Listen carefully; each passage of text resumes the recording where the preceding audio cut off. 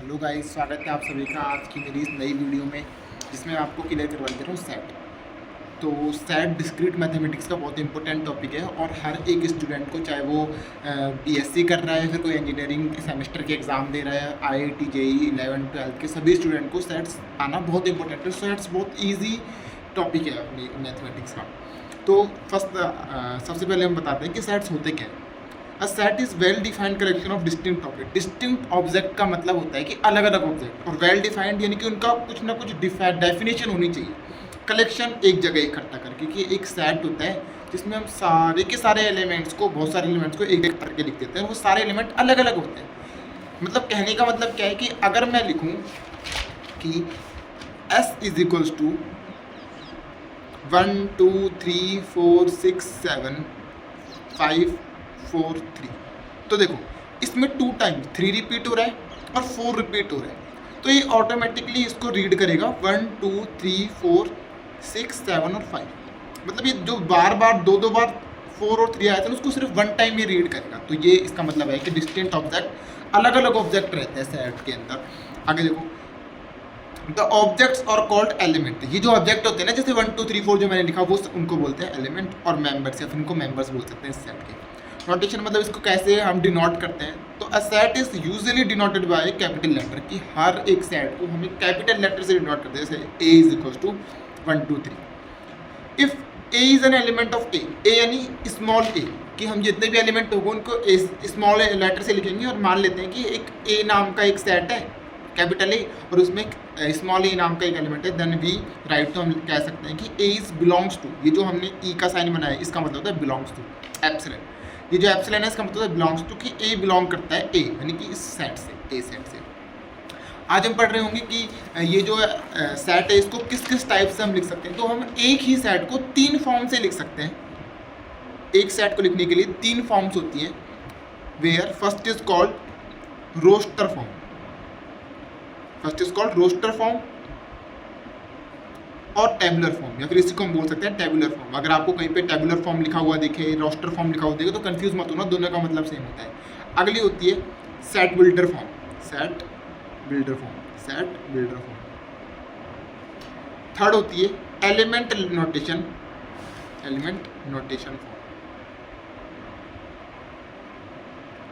तो किसी भी सेट को लिखने के लिए ये 3 फॉर्म होती है, और इन 3 फॉर्म से ही हम किसी सेट को बना रहे होंगे। तो एक ही सेट को बताने के लिए हम इन तीनों फॉर्म का यूज़ कर सकते हैं। जैसे एग्जांपल अगर मैं बताता हूँ कि फर्स्ट नंबर हम करते हैं रोस्टर फॉर्म में। तो रोस्टर फॉर्म क्या होता है, जहाँ पर roster form is in this method, इस मेथड के अंदर all elements of the set are listed separated by, जितने भी एलिमेंट होंगे सेट के वो सारे लिस्टेड रहेंगे, मतलब हमें दिखे रहेंगे कि हाँ ये एलिमेंट है इसके अंदर। सेपरेटेड बाय कोमास, वो सारे के सारे कोमास से सेपरेटेड रहेंगे अलग अलग। एंड एनक्लोज विद करली ब्रैकेट्स, और किससे एनक्लोज रहेंगे यानी बंद रहेंगे करली ब्रैकेट से। Useful for small and clearly defined. जैसे एग्जांपल की बात करें, मैंने बोला कि अ सेट ऑफ वोवल्स, कि वोवल्स का एक सेट बनाओ, तो हमें तो पता है S is equal to A E I O U, यही तो वोवल होते हैं। ठीक है, तो इस टाइप से जब हम लिखते हैं किसी सेट को, तो उसे बोलते हैं roster form. Second is set builder form. Set builder forms किसी सेट को लिखने की वो फॉर्म होती है जहाँ पर हम ऐसे इस टाइप से उसके एलिमेंट्स को नहीं बता रहे होते हैं, बल्कि हम बता रहे होते हैं कि उन एलिमेंट्स की क्या प्रॉपर्टी है। जैसे एग्जाम्पल मैंने लिखा इसी को बताने के लिए कि मैंने एस नाम का एक सेट बनाया और इधर लिखा एक्स, और ये जो मैंने डंडा खींचा इसका मतलब होता है सच दैट हमने x, इस सेट के अंदर एक x नाम का एलिमेंट है, और सच दैट ये जो x है वो क्या है, x बिलोंग्स टू वोवल्स। तो फिर हम लिखेंगे x is a vowel, x का एक वोवल है। ऐसे प्रॉपर्टीज में इंग्लिश टाइप लैंग्वेज में हम इसको लिख रहे होंगे, और इसका मतलब होता है सच दैट कि x एक वोवल है, ये बोल रहा है। अगर हम इसको रोस्टर फॉर्म में लिखना चाहें तो क्या होगा, वही ए ई आई ओ। तो हम 2 फॉर्म पढ़ चुके हैं कि एक में हम क्या करेंगे, उसके एलिमेंट्स को बताएंगे जिसे बोलते हैं रोस्टर फॉर्म, और सेकंड में हम उसके एलिमेंट्स को ना बताकर उसके एलिमेंट्स की एक प्रॉपर्टी को बताएंगे कि वो जो एलिमेंट है वो कौन सी प्रॉपर्टी रखते हैं, और फिर उसे बनाएंगे। Third form is element notation form. Third form is element notation form. इस फॉर्म में हम किसी सेट के एलिमेंट को नहीं बता रहे होंगे बल्कि उनके बीच की रेंज को बता रहे होंगे। जैसे मैंने बोला अ set of numbers, a set of natural number, natural number का सेट बताना है लेस देन 5 और ग्रेटर देन 1, लेस देन 5 और ग्रेटर देन 1।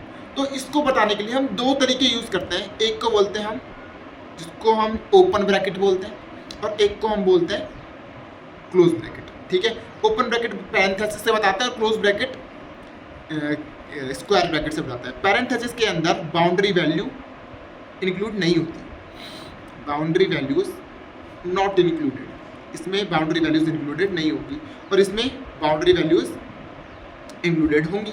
जैसे मैंने इसके अंदर लिख दिया, मान लो 3 और 5, तो इसका मतलब है कि ना तो 3 को हम गिनेंगे ना 5 को, तो सेट के अंदर सिर्फ 4 है। और इसके अंदर अगर हम 3 और 5 को लिखें तो इसका मतलब सेट के अंदर 3 एलिमेंट है, 3, 4 और 5, मतलब बाउंड्री वैल्यूज को भी आपको गिनना है इसके अंदर। ठीक है, समझ में आया?